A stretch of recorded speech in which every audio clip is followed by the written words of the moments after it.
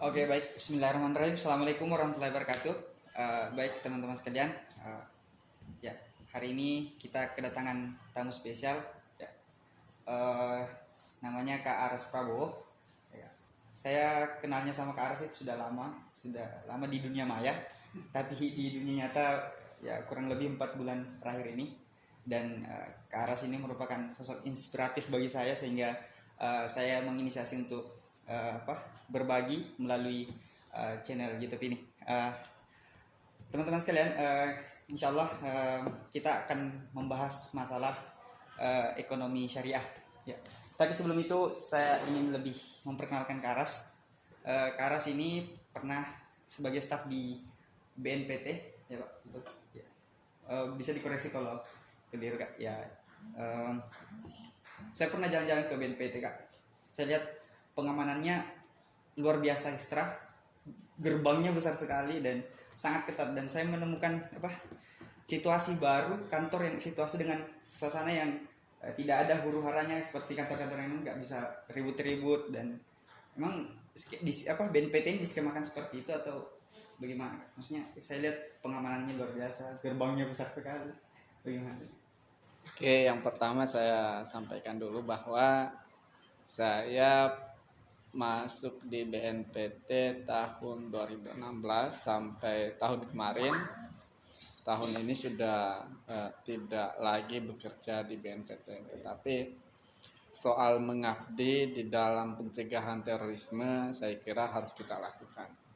Apalagi kita warga NU, warga Pergerakan Mahasiswa Islam Indonesia, itu menjadi kewajiban kita untuk bersama-sama pemerintah, bersama-sama masyarakat dalam pencegahan radikalisme dan terorisme. Saya kira soal penjagaan itu adalah hal yang biasa, apalagi BNPT adalah lembaga yang yang harus memastikan keamanan, khususnya keamanan kantor mereka. Karena seperti kita ketahui bahwa yang dihadapi oleh BNPT selain kelompok yang berpaham radikal secara pemahaman, juga berpaham teroris yang implikasinya bisa berujung pada aksi terorisme. Ya mungkin karena itu BNPT melakukan penjagaan di kantor supaya tidak terjadi hal-hal yang diinginkan. Saya kira itu. Itu tadi penjelasan singkatnya kenapa BNPT begitu ketat ekstra penjagaannya. Selanjutnya juga Kak Aras ini sekarang menjadi kaprodi di Unusia, di jurusan akuntansi kayak. Dan Kak Aras juga sekarang aktif, selain itu aktif apa selain jadi kaprodi dan selain ketua program studi akuntansi di Universitas Nahdlatul Ulama Indonesia, saya juga aktif sebagai pengurus besar Pergerakan Mahasiswa Islam Indonesia selaku Direktur Lembaga Profesi Ekonomi dan Keuangan. Disingkat LPAK. Oh iya. Jadi itu tadi, jadi Kak Aras juga ini aktif di Pergerakan Mahasiswa, pengurus besar Pergerakan Mahasiswa Islam Indonesia. Baik, mungkin kita coba masuk ke tema. Seperti tadi yang saya singgung bahwa kita akan sedikit mengupas masalah ekonomi Islam atau biasa juga disebut dengan ekonomi syariah Kak. Yeah. Sebenarnya apa sih ini bedanya ekonomi Islam dan ekonomi syariah? Ya, sebetulnya hampir sama aja ya antara ekonomi Islam dan ekonomi syariah. Artinya ekonomi Islam atau ekonomi syariah itu adalah kajian atau ilmu pengetahuan tentang sistem ekonomi yang berdasarkan tuntunan agama, khususnya agama Islam. Misalnya berdasarkan Al-Quran, berdasarkan hadis dan lain-lain. Jadi sistem ekonomi itu atau praktek ekonomi itu dilakukan berdasarkan atas nilai-nilai yang terkandung di dalam Al-Quran dan yang terkandung di dalam Al-Hadis yang disampaikan oleh Nabi Muhammad SAW, ataupun praktek praktek ekonomi yang pernah dicontohkan oleh Rasulullah Muhammad SAW selama hidupnya. Karena seperti kita ketahui, selain beliau sebagai Rasul dan Nabi, di dalam perjalanan hidupnya Nabi kita Muhammad SAW itu juga dikenal sebagai pedagang. Di dalam proses praktik perdagangannya itulah kemudian disarikan oleh intelektual sebagai sistem ekonomi Islam. Artinya yang dicontohkan pada saat Nabi menjalani profesi sebagai pedagang. Ya, tentu itu berdasarkan Al-Quran dan Al-Hadis. Jadi secara spesifik sebenarnya sama lah antara ekonomi Islam dan ekonomi syariah. Artinya berdasarkan syariah yang ada di agama Islam. Baik Kak, saya pernah dengar juga Kak, kan ini perbedaan antara sistem ekonomi ya, lebih ke spesifiknya bahwa kalau kapitalis, sosialis, itu kapitalis kan misalnya pemilik modal, kemudian sosialis ada intervensi pemerintah. Kalau ekonomi Islam itu dia bilang lillahi ma fis samawati ma fil ard, artinya kepunyaan Allah lah yang ada di langit dan di bumi, jadi tidak ada kepemilikan pribadi. Nah sebenarnya saya tidak dapat poinnya di sini Kak, lebih spesifiknya sebenarnya yang dimaksud ekonomi Islam itu seperti apa, sistemnya Kak. Oke, kalau berbicara sistem ekonomi khususnya yang ada di dunia dan di Indonesia, ada yang kita kenal sistem ekonomi liberal atau kapitalis. Itu lebih kepada condongnya kepada pemikiran barat. Kemudian ada juga sistem ekonomi sosialis yang dikembangkan oleh komunis. Di Indonesia sendiri kita kenal yang namanya sistem ekonomi Pancasila atau sistem ekonomi gotong royong. Selain itu juga berkembang yang tadi disebutkan, yaitu sistem ekonomi Islam atau sistem ekonomi syariah. Saya kira di beberapa sistem ini memiliki perbedaan keunggulan berdasarkan perspektif yang ingin kita pakai. Misalnya kalau sistem ekonomi kapital itu dia menitik beratkan bagaimana modal itu dikelola kemudian mendapatkan keuntungan bagi pemilik. Sedangkan ekonomi sosialis dia berpandangan bahwa setiap orang itu memiliki potensi modal. Jadi tidak ada yang nggak boleh terjadi dominasi. Ya kalau misalnya ekonomi gotong royong hampir sama ya, bahwa bagaimana kita membangun ekonomi itu secara gotong royong, secara bersama-sama. Lebih spesifiknya bagaimana Kak? Kayaknya menarik. Lebih spesifiknya misalnya di Indonesia kan memiliki sumber daya alam yang sangat mapan ya. Artinya sumber daya alam itu harus dikelola melalui pemerintah untuk kesejahteraan seluruh masyarakat Indonesia. Artinya setiap masyarakat yang ada di Indonesia memiliki hak yang sama atas kepemilikan sumber daya alam yang dimiliki oleh Indonesia.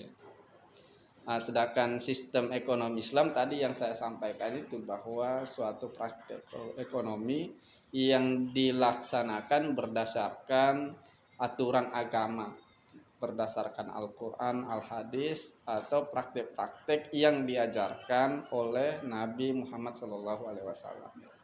Baik. Ini Kak, sebelum ini lagi, kayaknya ada muncul pertanyaan dari ini Kak. Kan sejauh ini ada beberapa, katakanlah kelompok yang pokoknya semua berdasarkan Al-Quran dan hadis Kak. Kayak ayatnya famalam yahkum bima anzalallahi faulaika humul kafirun. Artinya ada banyak, sedangkan yang sekarang ini Kak ada banyak jenis-jenis maksudnya berkembang hukumnya juga. Seperti bank dan lain sebagainya, kan sekarang ada Bank Syariah Indonesia kan. Nah kira-kira dengan perkembangan itu, dengan fenomena kontemporer sekarang, apakah sistem yang kita jalankan ini tidak bertentangan dengan syariat Islam? Maksudnya dengan yang kita pakai sekarang? sistem ekonomi Pancasila gitu. Iya, maksud saya itu Kak. Maaf tadi.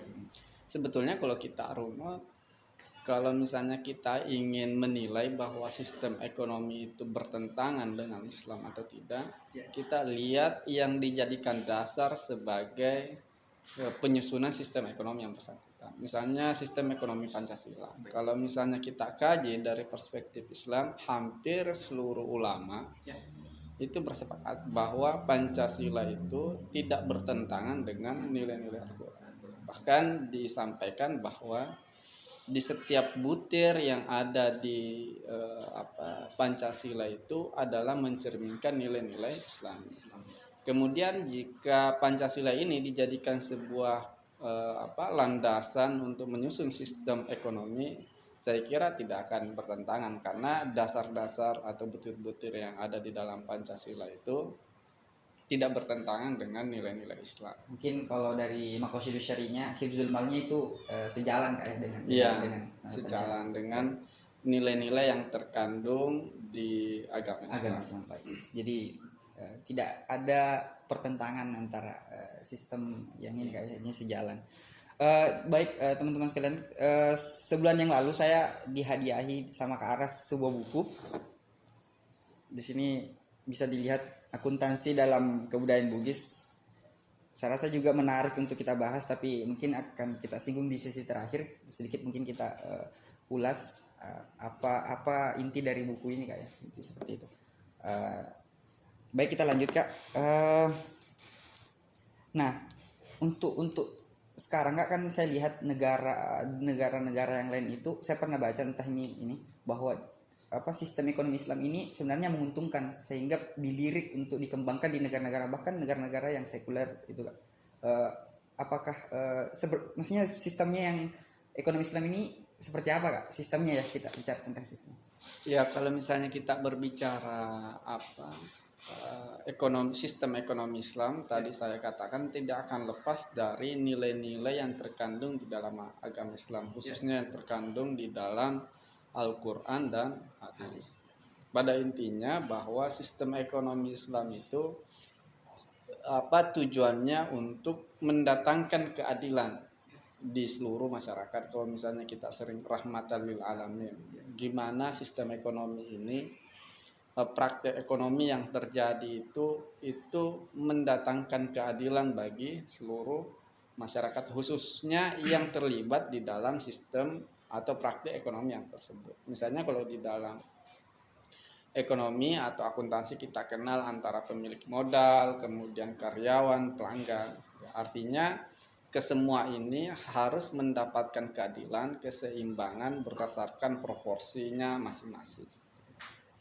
Kemudian tadi disebutkan soal misalnya kenapa sistem ekonomi Islam ini banyak diterima misalnya di seluruh dunia termasuk di Indonesia.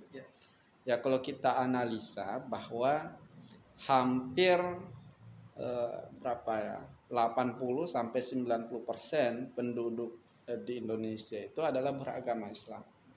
Saya kira itu adalah poin yang sangat strategis kenapa sistem ekonomi Islam itu diterima di Indonesia, karena hampir seluruh masyarakat kita itu beragama Islam.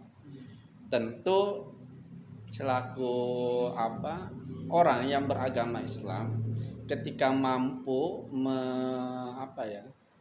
memasukkan nilai-nilai agama di dalam praktek ekonomi, itu tentu akan sangat bagus. Termasuk dengan dibentuknya Bank Syariah Indonesia ini Kak ya? BSI di mergernya beberapa bank itu kan jadi satu. Berbicara Bank Syariah di Indonesia, sebetulnya sejarah Bank Syariah Indonesia itu diawali dengan pembentukan Bank Muamalah. Jadi Bank Syariah pertama yang dibentuk di Indonesia itu adalah Bank Muamalah. Tapi itu BUMN apa swasta muamalah juga? Itu BUMN kalau tidak salah. Ya. Jadi kemudian di tengah geliat perdebatan masalah misalnya konsep keadilan, nasabah di dalam mengakses pendanaan di bank konvensional, yaitu yang menjadi pendorong kemajuan bank syariah yang ada di Indonesia, sehingga diikuti dengan hampir seluruh bank konvensional termasuk bank BUMN itu membentuk bank syariah. Ya. Misalnya Bank Syariah Mandiri, Benar. Bank Syariah BNI yang kemudian tahun lalu kalau tidak salah ya di merger menjadi satu kesatuan yaitu Bank Syariah Indonesia. Ya. Tapi ini Kak, mungkin saya juga belum paham secara spesifik terhadap sistemnya ini Kak. Kan saya juga pernah coba-coba belajar bagaimana sih sebenarnya bedanya bank konvensional dengan bank syariah itu Kak. Karena pada yang saya dapat tuh kayak itu tadi muzaraah, masyarakat, pembagian hasil. Tapi lebih spesifiknya seperti bagaimana sih supaya lebih meyakinkan tuh. Bicara mudarabah, musyarakah dan lain-lain itu adalah bentuk praktik ya sistem ekonomi syariah yang ada di perbankan syariah.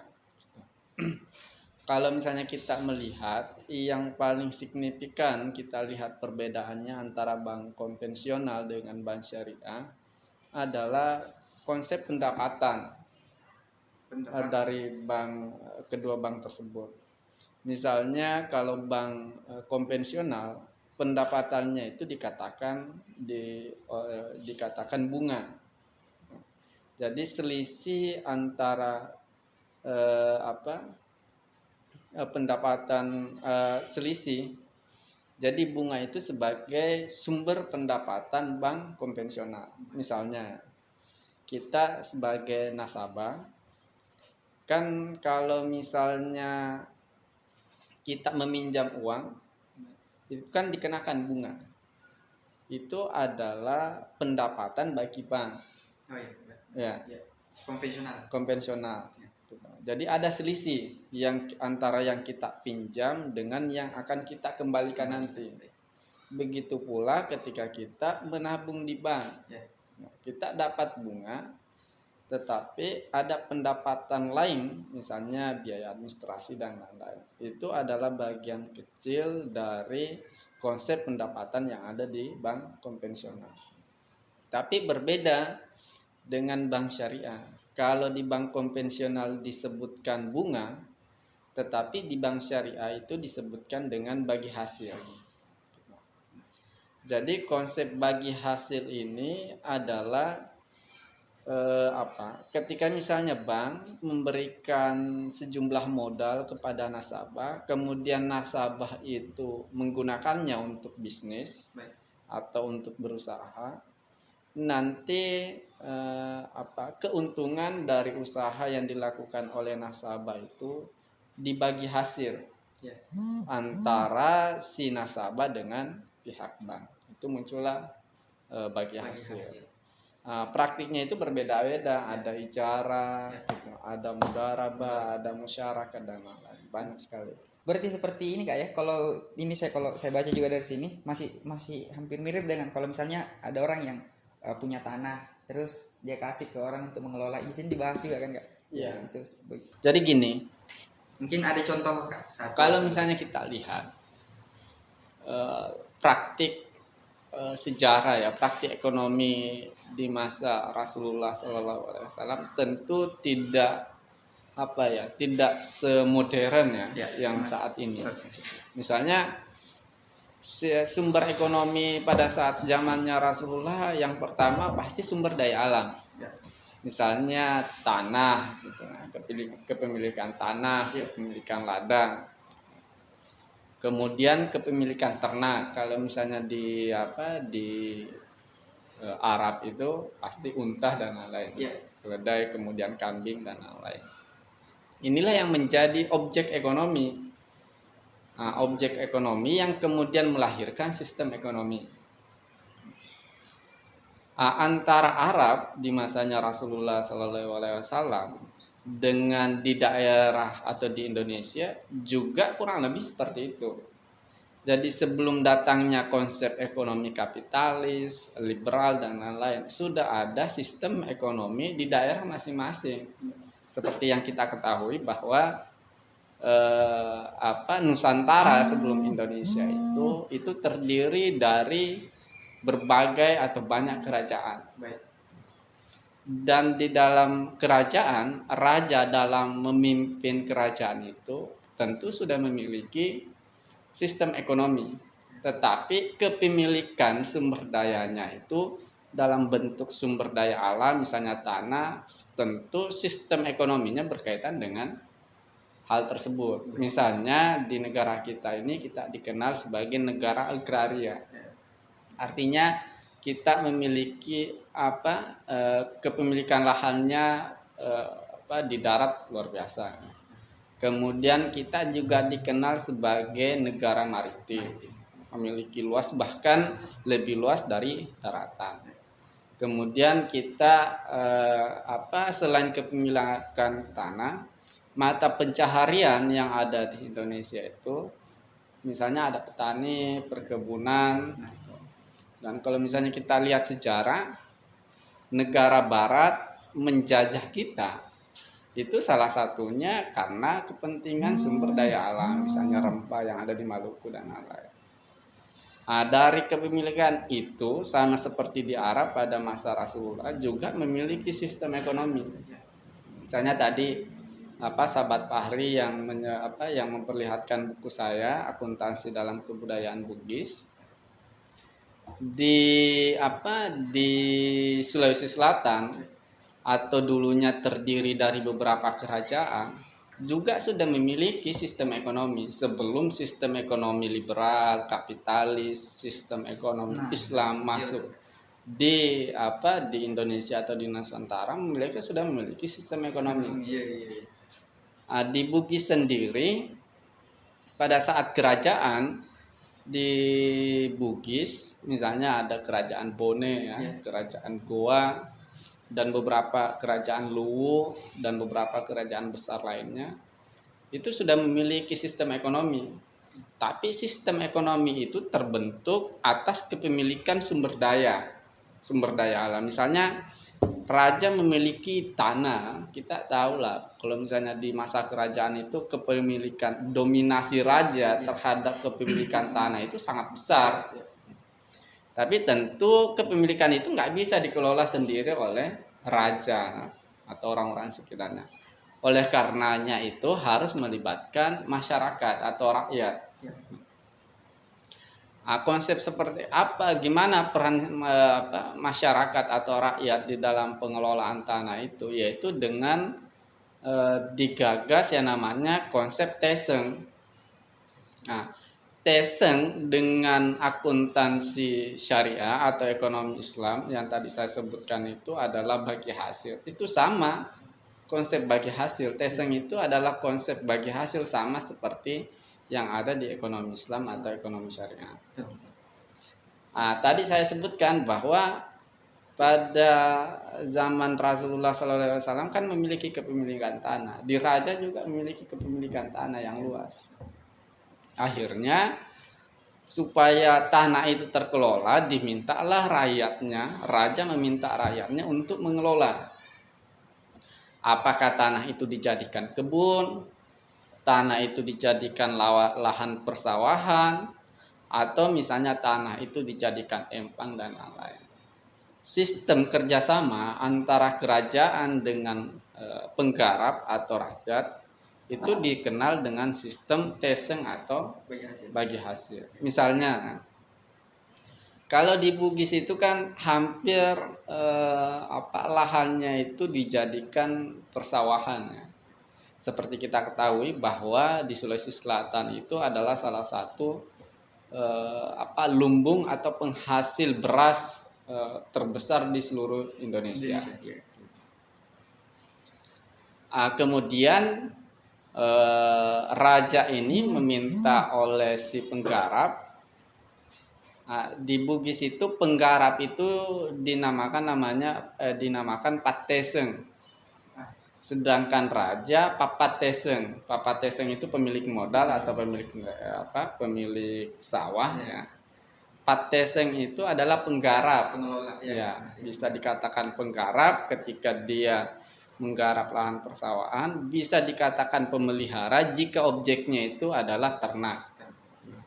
Tapi yang saya contohkan misalnya persawahan. Akhirnya si Pateseng ini diminta oleh si raja selaku Pak Pateseng untuk membuka lahan. Misalnya tanah itu masih dalam bentuk hutan ya, kemudian dibabat, kemudian jadilah lahan persawahan. Ketika jadi lahan persawahan, si Pateseng ini menanami padi, menanami padi. Hasilnya inilah yang kemudian dianggap bagi hasil teseng. Jadi saya sebut di dalam buku itu adalah akuntansi teseng, atau akuntansi bagi hasil. Hasilnya itu kemudian dibagi untuk Pak Pateseng dengan untuk Pateseng atau penggarap dengan pihak kerajaan. Yang jadi pertanyaan, bagaimana perbandingan bagi hasilnya? Kalau misalnya kita di sistem ekonomi modern, misalnya ekonomi syariah, perbankan syariah, akuntansi syariah, kan di situ sudah ada perbandingan untuk bagi hasilnya, baik nasabah maupun pihak perbankan. Tetapi di Bugis itu sangat fleksibel dan berbeda-beda. Ketika misalnya itu lahannya baru dibuka, bagi hasilnya itu lebih besar kepada Pateseng atau penggarap ya, karena beliau itu membutuhkan tenaga yang cukup banyak untuk mengubah lahan atau hutan itu menjadi lahan persawahan. Kemudian jika dikerjakan bertahun-tahun, bisa saja perbandingannya berubah. Gitu. Yang awalnya lebih besar ke Pateseng atau penggarap, mungkin 10 tahun kemudian akan terbalik. Bagi hasilnya lebih besar pihak kerajaan karena lahannya itu sudah mapan. Jadi tergantung kesepakatan Kak ya? Ya. Ada kesepakatan. Kalau misalnya tadi saya katakan bahwa sistem ekonomi syariah dalam prakteknya itu menjunjung tinggi nilai-nilai keagamaan, nilai-nilai Al-Quran, nilai-nilai hadis. Tetapi konsep teseng, akuntansi teseng di dalam kerajaan Bugis atau dalam suku Bugis itu berdasarkan pada nilai-nilai budaya yang ada di dalam masyarakat itu. Misalnya kalau di dalam Bugis kita ketahui tentang lempu atau jujur. Lempu, ya. Kemudian asitinajang. Apa tuh? Atau sitinaja sesuai wajar. Kalau di dalam akuntansi ada juga yang namanya konsep wajar. Artinya keadilan ya. Itu asitinajang. Kemudian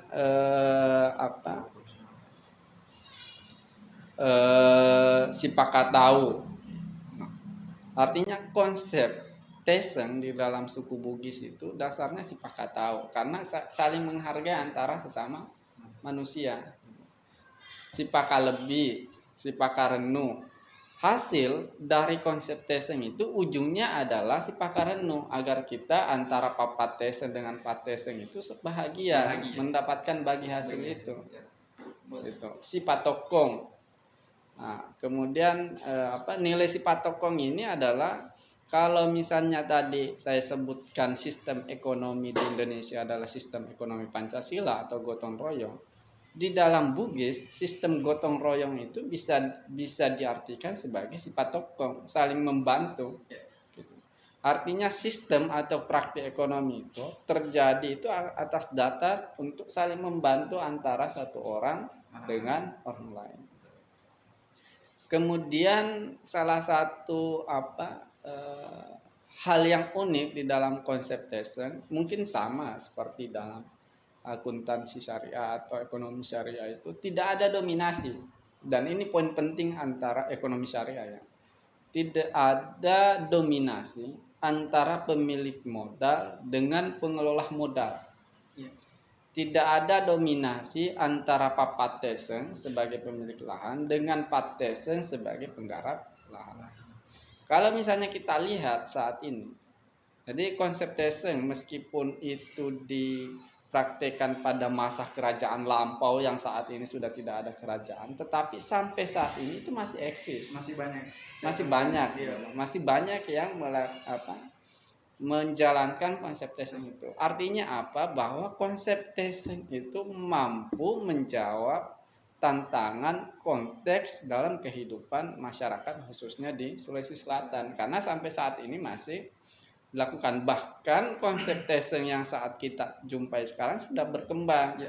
Misalnya ada Sandra, ada Pajak dan lain-lain. Ya. Betul. Nah, itu tadi ternyata jauh sebelum ada sistem ekonomi liberal dan sebagainya itu tadi, ternyata dalam dalam khususnya Bugis atau ada suku yang lain kayaknya mungkin hampir mirip ya. Tergantung objek ekonominya ya. Kalau bacaan saya pernah membaca bukunya Hanif, salah satu doktor ekonomi dari asalnya Padang. Dia menulis akuntansi bagi hasil mato. Nah, ternyata di kerajaan di Minangkabau atau di Padang itu juga ada konsep bagi hasil namanya mato. Dan di dalam penelitiannya itu dia meneliti di rumah makan Padang. Nah, pasti sahabat-sahabat pernah masuk makan di rumah makan Padang. Nah, biasanya di rumah makan Padang yang asli, yang pemiliknya masih orang Padang asli, itu konsepnya itu bagi hasil mato. Jadi bukan konsep gaji antara ini ya, pelayan dengan yang punya. Jadi masing-masing di dalam rumah makan itu memiliki modal. Oke? Kan kalau bagi hasil itu memiliki modal, nah? Meskipun modalnya dalam bentuk tenaga. Tetapi penggajiannya bukan per bulan. Misalnya kalau di dalam rumah makan Padang itu besaran gajinya itu dari yang paling depan itu paling kecil sampai yang paling dalam itu semakin mahal, semakin tinggi. Pembagian upahnya. Yang di depan misalnya kasir. Oh begitu. Kemudian pelayan. Sampai dengan bagian dapur. Kenapa bagian dapur semakin tinggi upahnya? Karena dialah yang menentukan cita rasa. Keren. Betul. Dan itu bagi hasil. Jadi tidak hanya di Bugis Kak ya?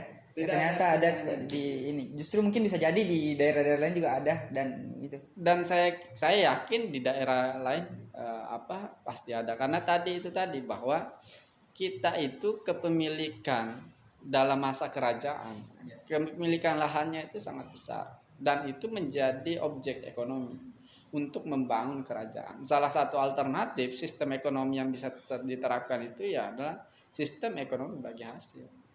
Jadi setiap daerah itu Kak, itu tadi yang kita bilang sistemnya itu tergantung objek ekonominya. Ya, tadi yang saya ceritakan itu kan objeknya sawah. Ada juga di dalam suku Bugis objeknya ternak sapi. Nah, seperti kita ketahui tadi saya sampaikan bahwa di Arab itu kan ternak itu yang banyak unta gitu.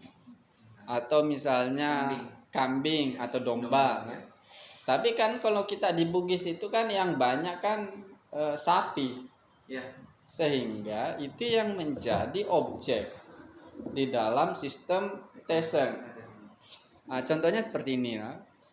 Misalnya sahabat Fahri memiliki sapi. Sapinya misalnya betina. Kemudian saya butuh untuk merawatnya. Nah, nanti hasil tesengnya itu adalah ketika misalnya sapinya betina, kemudian saya pelihara. Ini kan kalau sapi berkembang biak setiap tahun ya. Minimal saya pelihara selama 2 tahun untuk menghasilkan 2 ekor anak. Nanti anaknya satu untuk Papa Teseng atau sahabat Rahmat, yang satu untuk Pateseng atau untuk saya. Tetapi kepemilikan induk tetap milik sahabat Rahmat, sahabat Fahri. Tetapi berbeda ketika misalnya objeknya sapinya jantan. Nah, kan ya, nggak ini bisa menarik. beranak. Ya. Bagaimana kalau jantan itu? Kalau jantan, sebelum Fahri menyerahkan sapinya kepada Patesen, kepada saya, itu Fahri dengan saya harus bersepakat dulu nilai harga sapinya pada saat saya diserahkan kepada saya. Betul. Misalnya sapi jantan itu harganya misalnya 3 juta pada saat diserahkan ke saya. Kemudian saya pelihara selama 1 tahun. Kemudian akhirnya kita sepakat untuk jual. Dari 3 juta itu kita jual 10 juta. Ya. Artinya ada kenaikan pada saat Fahri menyerahkan saya sebesar 7 juta. Karena pada saat diserahkan, ya namanya kalau di dalam akuntansi harga wajar. 3 juta itu taksiran harga wajar. Ya. Kalau di dalam akuntansi asitin aja. Oh, jadi untuk menaksir itu enggak masalah kan? Itu kan nilai itu bukan hanya kesempatan enggak, tapi nilai pasar. Nilai pasar. Oh iya. Ya, kayak misalnya Pak Hari membeli sesuatu, pasti kan dibandingkan ini di sini berapa harganya, di sini berapa harganya. Kalau sapi misalnya ditanya penjual sapi atau pembeli sapi gitu. Kira-kira berapa sih harganya di pasaran gitu. Kemudian naik sebesar 7 juta. 7 juta inilah yang menjadi objek bagi hasil. Dibagi. Kalau misalnya kesepakatannya 50 banding 50, artinya 3.500.000 untuk Fahri, 3.500.000 untuk saya. Untuk Fahri ditambah dengan 3 juta. Harga awal sebelum. Jadi total di Fahri itu 6.500.000, saya 3.500.000. Tadi saya sebutkan bahwa di dalam ekonomi Islam itu tidak menginginkan dominasi antara pemilik modal dengan karyawan. Di TSN juga seperti itu. Kadangkala saat ini Fahri sebagai Papa TSN, tetapi di waktu yang lain bisa saja Fahri sebagai Pak TSN. Misalnya kalau Fahri ada mau kuliah, kalau misalnya mau kuliah, sapi yang dimiliki tadi dijual semua, artinya sudah tidak memiliki sapi. Betul kan? Kalau misalnya ingin memiliki lagi sapi tanpa membeli, bisa saja pergi ke saya yang masih memiliki sapi, kemudian ditesen oleh Pak Hari. Artinya pemilik modal itu kan fleksibel. Tidak ada yang mendominasi, tidak melulu, tidak selalu Pak Hari menjadi pemilik modal. Jadi saya ulang, mungkin bisa Kak. Patesen artinya? Patesen itu artinya pemelihara. Kalau itu objeknya ternak. Tetapi kalau objeknya sawah atau kebun atau empang, namanya penggarap. Ya, oh ya. Oke. Jadi seperti itu. Takutnya ada yang bertanya. Itu. Nah, tadi sudah agak panjang dijelaskan. Nah, mungkin kita ini Kak lebih kepada konsepnya lebih luas, karena sekarang kan pemerintah itu saya baca sangat mensosialisasikan bagaimana ekonomi syariah ini bisa direalisasikan di segala aspek. Nah, pertanyaan saya, apakah kita ini dari segi sumber daya manusia apakah sudah siap untuk sistem ekonomi itu? Dari segi sumber daya manusia saya kira sudah cukup mapan. Seperti kita ketahui bahwa perkembangan sistem ekonomi syariah, ekonomi Islam itu diikuti dengan perkembangan kajian di universitas. Misalnya saat ini, khususnya misalnya di Universitas Islam Negeri, hampir semua memiliki jurusan ekonomi Islam atau akuntansi syariah. Itu kan sebetulnya awal sebagai dasar untuk menghasilkan sumber daya manusia yang unggul di bidang akuntansi syariah atau ekonomi ekonomi Islam. Tinggal meskipun misalnya sistemnya kita memakai ekonomi Islam, tetapi pendekatan sosiologis yang ada di setiap daerah harus menjadi pertimbangan. Misalnya kalau misalnya soal pasar misalnya, itu kan konsep pasar di seluruh Indonesia itu kan oleh masyarakat kan dinilai berbeda-beda. Kayak misalnya kalau secara umum pasar itu ketika ada sebuah bangunan yang dibentuk secara khusus dan di situ adalah tempat pertemuan penjual dan pembeli. Kalau misalnya sahabat masih ingat proyek pembangunan pasar oleh pemerintah di Papua, itu dibangun sama seperti pemahaman umum kita tentang pasar, bahwa ada tempat tertentu kemudian di situ tempat bertemunya penjual dan pembeli. Itu diterapkan di Papua. Ternyata orang Papua itu memiliki pandangan yang berbeda mengenai konsep pasar. Konsep pasarnya di Papua, di depan rumah saya buat kayak meja seperti ini, kemudian saya jual ikan, ya itu pasar.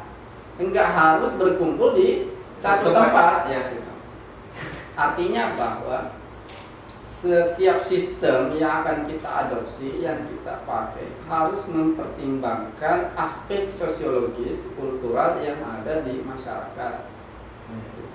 Dan Indonesia ini kan memiliki banyak atau memiliki kekayaan budaya yang sangat besar. Di Sulsel misalnya, antara satu kabupaten dengan kabupaten yang lain itu bisa jadi bahasanya berbeda meskipun satu suku. Ya, betul. Kalau misalnya kita di Indonesia itu ribuan atau bahkan ratusan suku dan ribuan bahasa. Artinya kekayaan itu harus kemudian kita pahami sehingga kita di dalam menentukan sistem, termasuk sistem ekonomi itu sesuai dengan konteks sosiologis dan kultural yang ada di masyarakat. Oke Kak, ini Kak, itu tadi kan kesiapannya katanya sudah cukup konsepnya karena di kampus sudah dikaji dan sebagainya. Nah, kira-kira apa kalau dilihat fenomena kontemporer saat ini, apa yang menjadi masalah untuk ekonomi syariah? Mungkin ada masalahnya, hanya letaknya. Jadi gini, sebetulnya berbicara sistem itu tidak ada yang bagus, yang baik atau yang buruk. Tergantung konteksnya. Bisa saja sistem yang sama tidak diterima di tempat yang berbeda. Ya. Berbicara sistem ekonomi Islam atau perbankan syariah, saya kira pemerintah harus atau orang-orang yang mengelola perbankan syariah harus memberikan pembeda, memperlihatkan ciri khas karakter bahwa ekonomi atau perbankan Islam itu berbeda dengan perbankan konvensional, sehingga masyarakat itu bisa memahami dan bisa memilih bahwa lebih bagus ke perbankan syariah daripada konvensional. Jangan misalnya menganut sistemnya tetapi praktiknya hampir sama gitu. Dalam hal apa nih Kak? Misalnya konvensional kan dikenal dengan bunga. Kemudian perbankan syariah dikenal bagi hasil. Meskipun penamaannya beda, tetapi dalam praktiknya sama aja diterapkan ke masyarakat. Itu kan juga menjadi persoalan dan menjadi alasan kenapa masyarakat tetap memilih bank konvensional. Dan Kak Aras temukan masalah itu di mana, coba contohnya Kak? Tadi saya jelaskan bahwa sistemnya mungkin tidak salah, tetapi pendekatannya kepada masyarakat mungkin yang harus kita ubah atau sesuaikan. Tadi saya jelaskan bahwa sudah ada titik temu antara ekonomi Islam dengan praktik ekonomi yang ada di tengah masyarakat. Misalnya kalau kita lihat dari perspektif sejarah tadi sudah. Ini kan sebetulnya sudah ada titik temu, sama-sama bagi hasil. Tetapi hanya beda penyebutan, ada teseng, ada bagi hasil. Hasil. Bagi hasil kita terapkan ke suku Bugis belum tentu bisa diterima meskipun sama dengan desa. Artinya dalam konsep bahasa pun harus mempertimbangkan aspek sosiologis. Jadi solusinya Kak, kira-kira misalnya kita yang apakah kunci satunya sosialisasi atau ada Salah cara satunya yang sosialisasi, pemahaman terhadap perbankan. Salah satu ini kan karakter orang tradisional atau misalnya kita di kampung ya di desa kan orang takut berhubungan dengan bank. Ya. Itu salah satu bukti bahwa perbankan baik konvensional maupun syariah itu belum dekat dengan masyarakat. Salah satu misalnya kita ukur di daerah-daerah itu, di desa-desa itu masih tinggi masyarakat itu meminjam kepada rentenir daripada perbankan. Karena apa? Yang diajak diskusi setiap hari ya para rentenir itu dia lebih dekat daripada perbankan. Coba misalnya orang perbankan pakai jas, pakai dasi pergi ke kampung, orang minder. Tapi rentenir pakai baju kaos ablong mungkin sama-sama di sawah, ya pendekatannya ini meskipun secara bunga lebih besar, sangat besar rentenir. Tetapi rentenir itu bisa memahami aspek sosiologis sehingga mendapatkan kepercayaan terhadap masyarakat. Jadi ini bentuk alternatif mungkin ya, solusi dari ke arah bahwa perlu ada perbedaan pendekatan yang dilakukan kepada masyarakat ya dengan aspek yang tadi itu kan. Misalnya dari aspek jasa yang ditawarkan. Ya karena konsep yang ada di perbankan syariah adalah keadilan, pemerataan. Ya jasa yang yang ditawarkan itu harus berdasarkan dengan konteks sosiologis. Ya, misalnya tadi kita kembali misalnya di Sulawesi Selatan, hampir seluruh mata pencaharian masyarakat di Sulawesi Selatan itu adalah petani yang menghasilkan padi. Ya.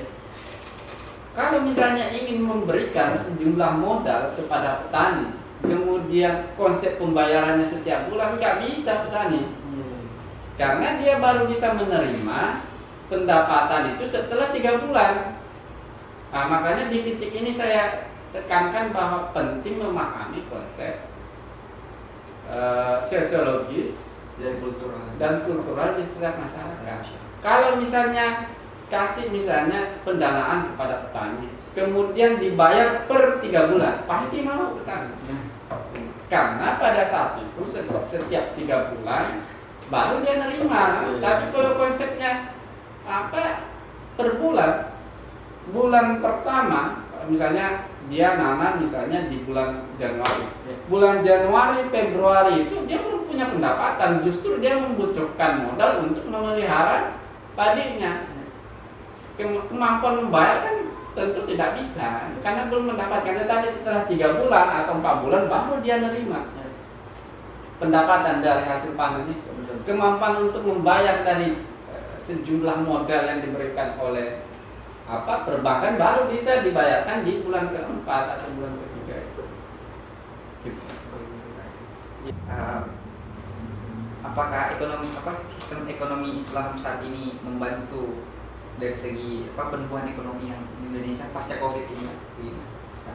Saya kira lembaga perbankan sangat membantu dalam menangani pandemi, terutama karena pemerintah melalui presiden mengeluarkan kebijakan soal misalnya UMKM disubsidi, ya, kemudian ada dispensasi pembayaran cicilan bagi pengusaha dan lain-lain. Dan saya kira itu sangat bermanfaat karena hampir seluruh pengusaha atau perusahaan saat ini secara pendanaan itu kan sangat berdampak selama pandemi, dan kebijakan itu saya kira cukup mapan Tinggal sebetulnya agar kebijakan itu tetap tepat sasaran, ya harus dilakukan pengawasan, khususnya data yang dimiliki oleh pemerintah mengenai UMKM itu harus valid supaya bantuan yang disampaikan itu sasarannya tepat. Yang seharusnya tidak menerima, yang seharusnya menerima tidak menerima. Itu kan persoalan klasik ya. Sering dihadapi Hampir kebijakannya sudah bagus, tetapi dalam prakteknya distribusinya itu kadang masalah. Oke, baik teman-teman kalian, itu tadi saya rasa sangat banyak hal yang bisa kita ambil dari diskusi kali ini. Nah, bagaimana Kak? Tadi kan kita sudah singgung ini ya, sebagian dari buku ini. Bagaimana? Apakah ada tambahan untuk buku ini Kak? Inti sari dari buku ini. Jadi begini, kalau berbicara sistem ekonomi, menurut saya berdasarkan buku ini, ya setiap daerah, setiap budaya, setiap suku itu sudah memiliki sistem ekonomi. Tinggal bagaimana kita menggali, memahami dengan perspektif sosiologi budaya agar sistem ekonomi itu dimodernisasi. Karena itu tadi saya katakan bahwa perbedaan kata aja meskipun maknanya sama belum tentu bisa diterima. Iya, betul. Misalnya di suku Bugis katanya bagi hasil atau bahasa Arabnya apa gitu, nggak paham. Tapi bilang teser nggak paham. Iya. Di Padang kalau bagi hasilnya nggak paham, tapi bilang mato paham. Hal-hal yang seperti ini harus disesuaikan. Jadi penyesuaian Kak? Iya, karena konsekuensinya begitu. Ketika kita memiliki banyak budaya, kita harus memahami budaya. Dari sisi selain itu bisa menjadi alternatif kepada generasi muda untuk mengenalkan kembali budayanya. Saat ini kan generasi muda itu karena gadget itu pemahaman mereka tentang budaya sendiri itu sangat minim. Dengan diangkatnya kajian yang ilmiah seperti ini, bisa selain mempromosikan mengenai sistem ekonomi, di saat yang bersamaan mengembalikan atau memahamkan kembali nilai-nilai budaya kepada generasi muda. Mungkin saya rasa cukup dengan diskusinya Kak, dan saya rasa banyak sekali hal yang bisa kita ambil dari diskusi kali ini juga. Teman-teman sekalian, Kak Aras ini lagi sedang menempuh S3 kandidat doktor, dan kita doakan semoga lancar Kak. Amin. Sekarang umur berapa? 28 sudah mau jadi dokter belum, baru semester 1. Oh. Kamu doanya mudah-mudahan bisa selesai tepat waktu. Targetnya tahun 3 tahun lah. 3 tahun sudah selesai, dan saya berkomitmen di dalam disertasi yang akan saya tulis itu juga mengenai akuntansi dan budaya Bugis. Tapi memang 1, 2, 3-nya akuntansi. Jadi linear. Linear. Tetapi saya fokus di kajian akuntansi dan budaya. Misalnya S1, judul skripsi saya analisis kebudayaan Bugis dalam penguatan etika auditor. Kemudian tesis saya rekonstruksi nilai kebudayaan Bugis dalam kode etik akuntan publik. Nanti disertasinya juga berkaitan dengan akuntansi dan budaya. Kita doakan semoga lancar. Teman-teman sekalian, terima kasih. Semoga kalian suka dan disupport. Kalau misalnya di ini antusiasnya warganet itu bagus, saya upayakan untuk lebih menghadirkan banyak orang-orang yang expert di bidangnya untuk berbagi bersama kita semua. Terima kasih. Assalamualaikum warahmatullahi wabarakatuh. Terima kasih.